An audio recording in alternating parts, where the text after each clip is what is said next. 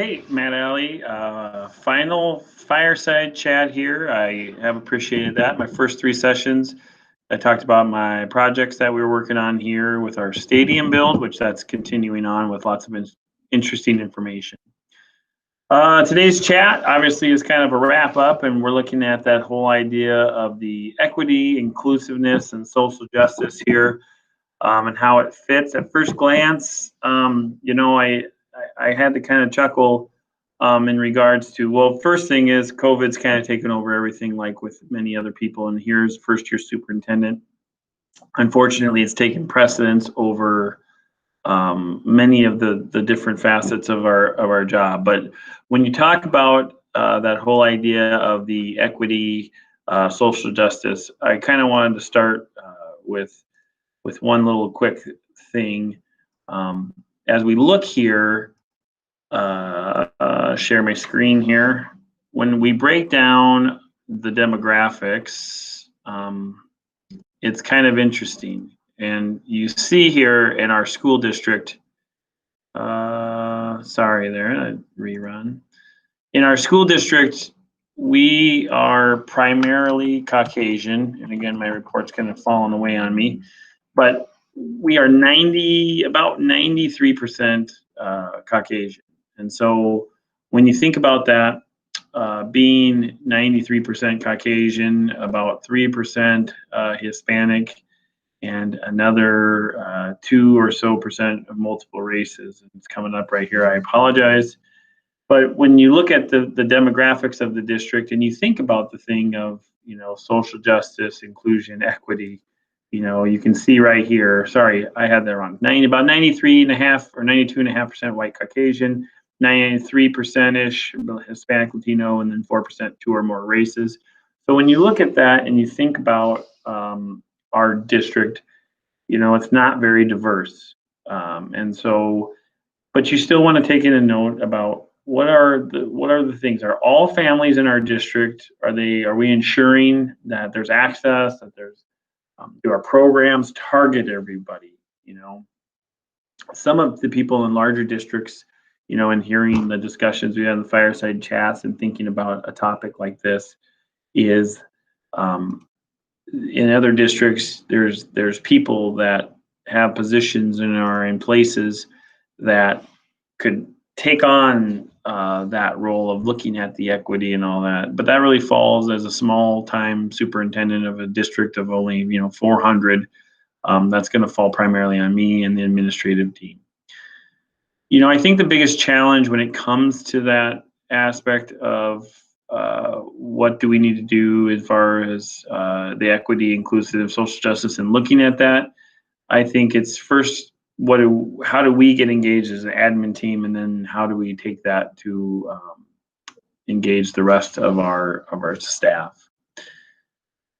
I think one of the things as a new superintendent is, and finding that is the starting point when you feel like you're in a district like ours and there's not a lot of diversity, and there's really not, as I inherited the district, and not a lot of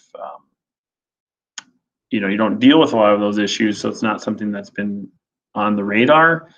I think the first starting point is with your policies. And when I look at what do we have in, what is it that we have as a district in policy? Where's an area to start?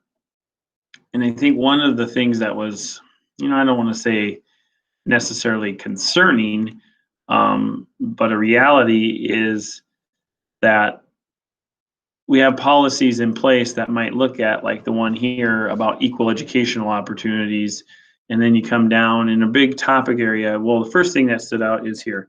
This policy was adopted back in 2011, and I can tell you, I think many of us would probably argue that the world has changed quite a bit in the last year.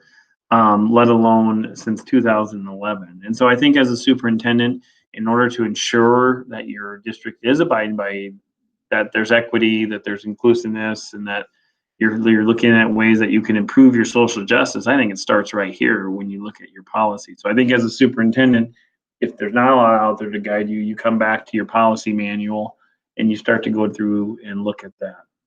There is a lot of talk in the state amongst superintendents in regards to the changes that have come from Title IX.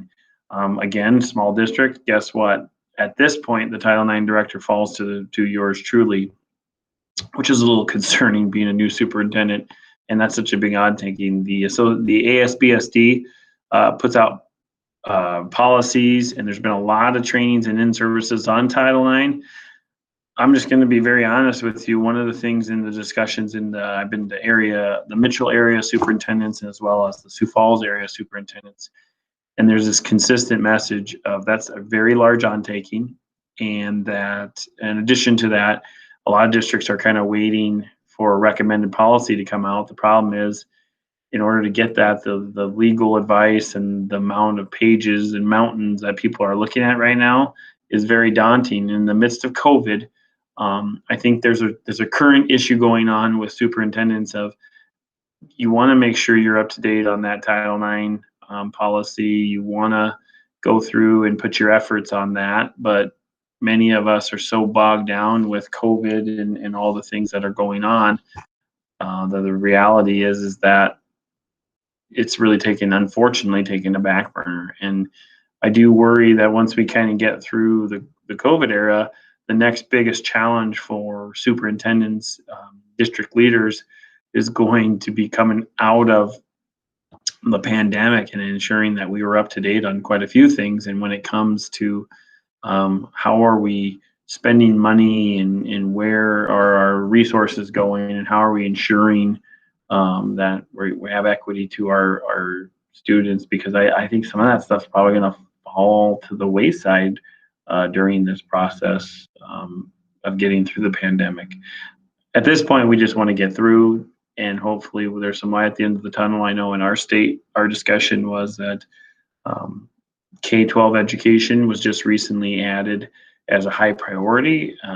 There's some questions about if it's staff when it comes to regards to the vaccine, but at the same time, that's such the focus right now that I think, what am I as a new superintendent? And I'm going to just say this, for me, being a brand new superintendent in a pandemic, my biggest concern is what am I missing or not attending to that I should be attending to, like an area like equity, like social, even the financial part, our classes, that's the foundation of it. And you hope that you're making sure that the money's going to where it needs to be, that you're taking care of the programs and meeting all the needs. But really, since the pandemic hit, you're just going day by day. So there's some long overdue things that need to happen that have been absolutely halted. And so I will be interested to see where that does end up. So anyway, I do appreciate the time. I appreciate the information, watching some of the other ones, whether it be having a guest, like you got the guy from Sioux Center, Iowa, or just some of that programs that you guys are sharing in your districts that's created through the committees you're using. I think I've appreciated hearing what's going on other places. And anyway, that's my chat. I feel like, that when it comes to that topic, there's a lot of work that we need to do as superintendents, but I feel like starting with policy might be, in my position, my best first step. Thanks, and hey, have a great Thanksgiving.